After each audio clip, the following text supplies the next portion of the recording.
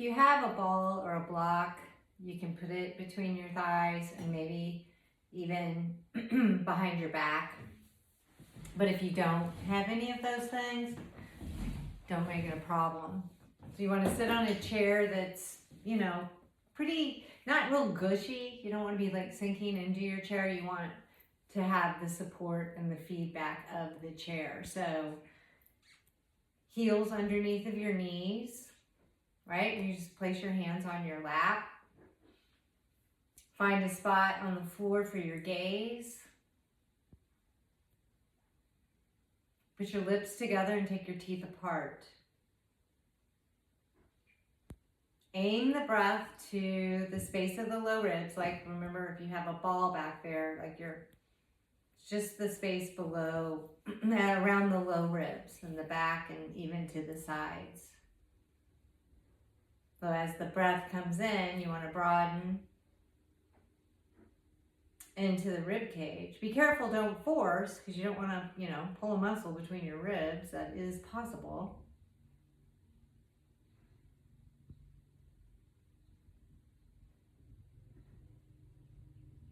And see if you can start to maintain that expansion of the inhalation.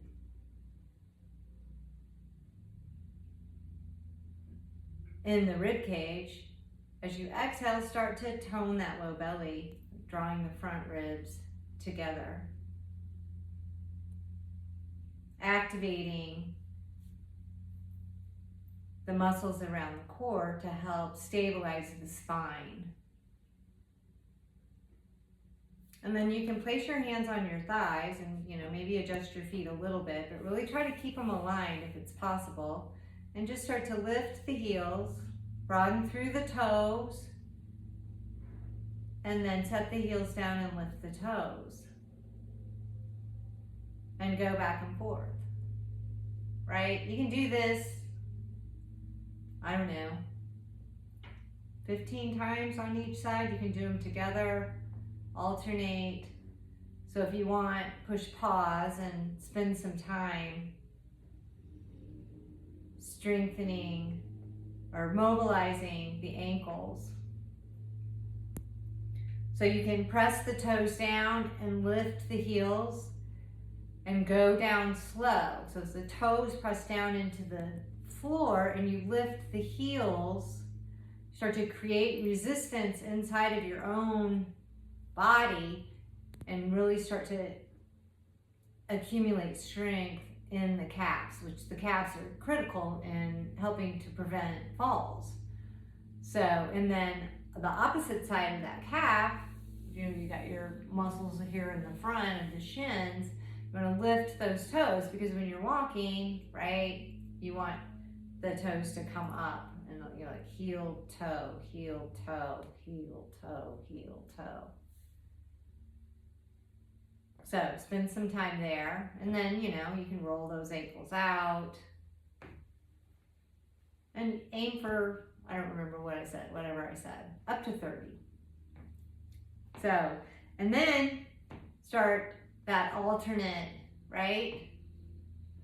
One heel comes up, it's the other hand, right? Opposite hand, opposite knee, right? Working the gait pattern.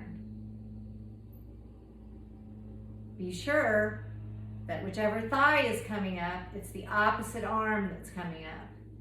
And maybe that works to lifting that thigh, as long as you can maintain integrity in the spine and in the core.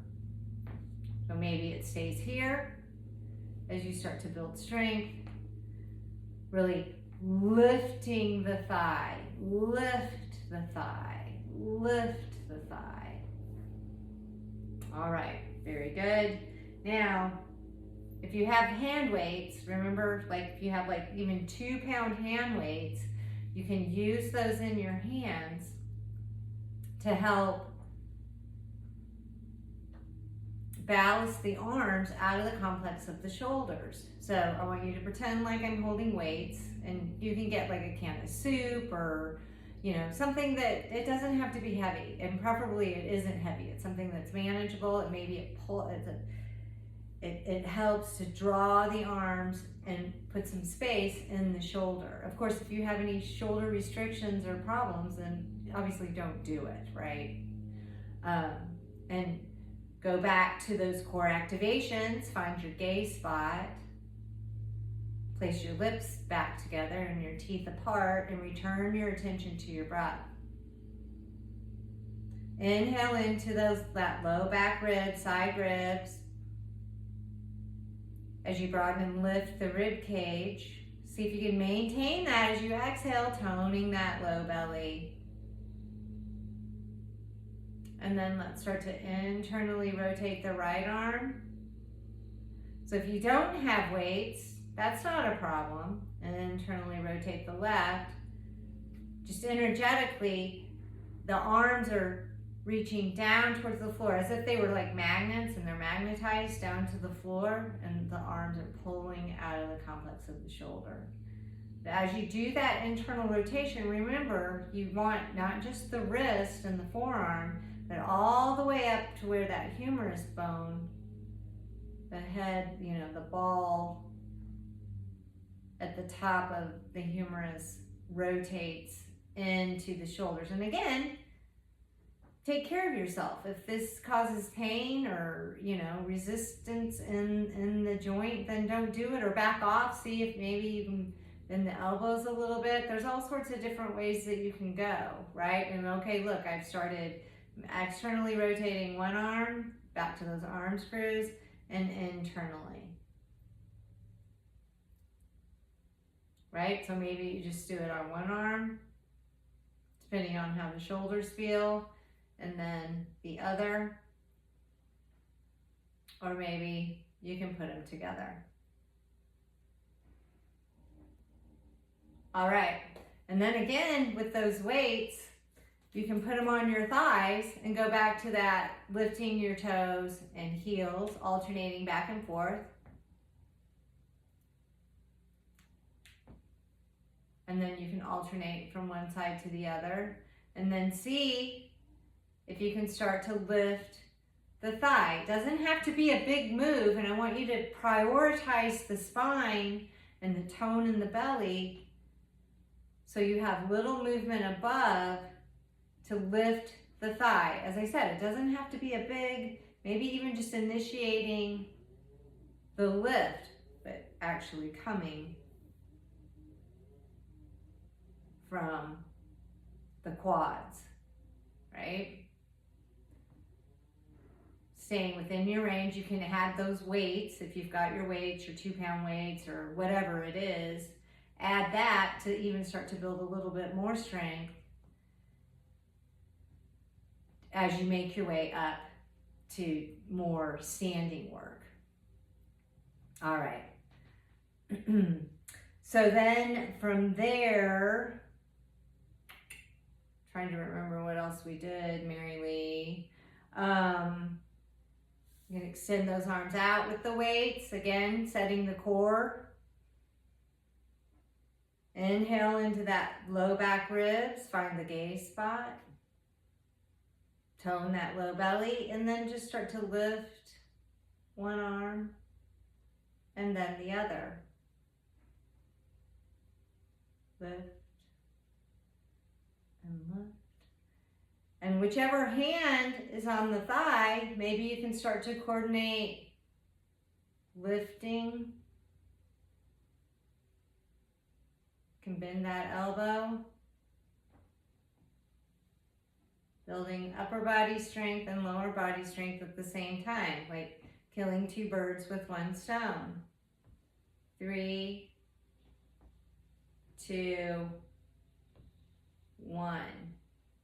All right, great. So now if you have weights, you can scooch up to the front of your chair, start to walk those feet apart. Take the thighs away from the center line and try to keep that happening as you walk the feet back and then apart. So you don't want your knees to stay in. You gotta move those thighs out. Good. Bring it back. And then again, take it apart. All right. So now remember, if you've got weights in your hands, I want you to sit up tall, right? Inhale into those low back ribs, tone that low belly, hinge forward with a neutral spine, right? Not rounding the spine. You just want to keep the spine neutral and keep those weights close to the chair. Press the legs into the chair and set your weights down. As you come back up, maybe go to the corner of your chair, maybe the hands go in front, or one leg, or your arms go on either side. As you start to use your arms, right? You're good at that, using your arms to help press yourself up, but I want you to start to put a little bit more effort in the legs, maybe just 5%, but doing it in a way, seeing that your feet are an extension of your thighs, so you don't want your toes pointing out or in, but if you look down at your thigh, if you can't see your foot, then that's ideal. If you can see your toe, or if the toe's on the outside, just keep it in alignment. Using those arms, remember, press through the heels, try to keep the shins drawing back, the knees over the shins as you use your arms to come up, pressing through the heels, maybe broaden through the toes, tone the belly, lift the ribs, press the legs down, mind your knees, right? If you can't do it without making the pain worse, then I want you to go back to, using your arms a little bit more and building your legs from that way. Remember, coming down slow, as long as that doesn't cause any problems. Pressing it up. And then coming down, keeping those thighs driving away from each other. You can take the arms out in front. Remember how you tried it with the weights? Sometimes it helps to have the weights a little bit. Ooh, coming up and coming down. And then again, up. Maybe your arms are here. You can try it with those weights out in front. Or maybe you need to make sure your hands are there to catch you. Control the going down as much as you can, right? If you get to a certain point and you flop down, don't make that a problem. Just see if you can use the hands, and then you recruit the arms so that you can control the sit all the way down. All right, and then bring those feet back together. Bring the left arm up, the right leg up, or maybe it's just on the toe. Mimicking the walk. Whichever heel is coming up, lift the other toe, right? Putting it all together. 3, 2, 1. Both feet down on the ground, arms down by your sides. Bring your palms up to your shoulders. Lift those elbows up. Take them out. Draw circles with your elbows.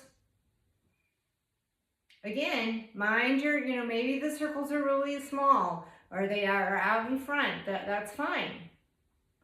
Just stay where you are. Don't move through pain. Right? Maybe it's one arm because the lefty is not feeling great today, or maybe it's the right arm, however you need to go.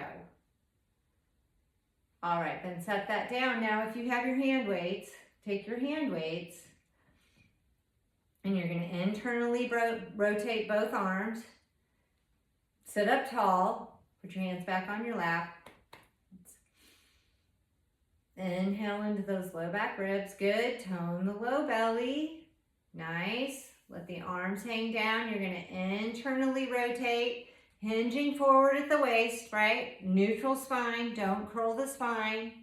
And then bring the arms up so that that internal rotation stays. Thumbs are pointing down. Do the external rotation. The arms can come out to the side. And then again, internally rotate, hinge it forward, really rooting that booty down to the chair external rotation, one more time, internal hinge, forward lift, externally rotate, bring those arms down. Now keep that external rotation happening. Let's go in the opposite direction, lifting it up, internally rotate, and scoop it back, and then externally rotate, bring it up, internally rotate, scoop it down, and one more time, externally rotate. Again, you can do this with weights, light weights.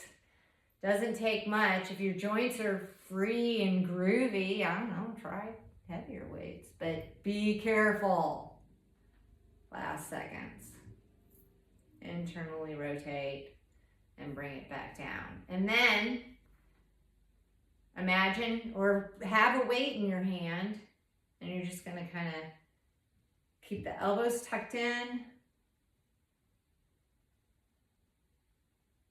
Curl that weight towards you if you have one. If not, obviously you can see. But if you have one, let it roll down and catch it in your fingers and just nice and gentle. Remember, it's a light weight. Nice grip. Bring it back. You can bring those elbows up. Elbows down by the sides.